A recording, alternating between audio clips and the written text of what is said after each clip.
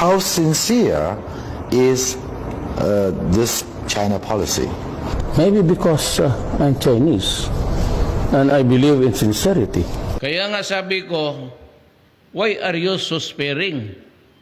Gusto ninyo, gawain na lang ninyo kaming province, Fujian, pati Philippine province of China.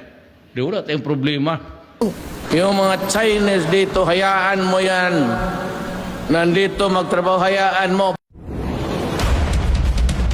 I admitted, and I was young, whom I requested to do the lay the ground, to do the legwork of my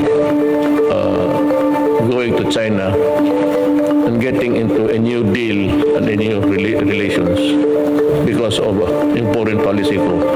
Nag-neutral ako para makagalaw ako. Duterte describes Yang as a middleman who linked the government with a Singaporean-led company that had access to many stocks of sorely needed personal protective equipment, masks, COVID-19 tests, and more.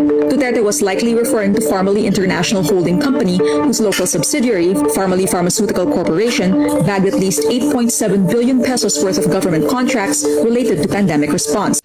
Lahat ng negosyante na Chinese, natural born dito sa Pilipinas o from China, pagka dumikit sa akin dyan, politiko ako, ma'am. Para sa akin, boto. At contribution sa eleksyon. Pera. Kailangan mo sa eleksyon, pera. Prangkahan tayo. Boto pati pera.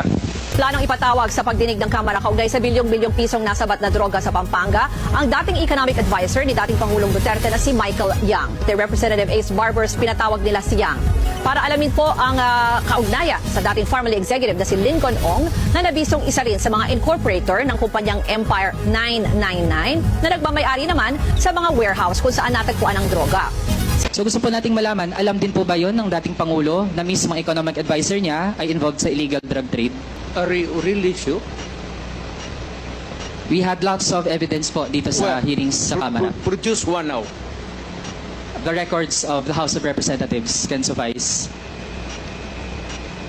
He's going around until now and making friends with everybody. Lahat ng mayor yan dinedicate. Ganon ang mga in-check. Lahat ng businessmen sa China, mainland China, pag nagdegosyo, nagdidikit yan ng mga politiko, especially the mayor.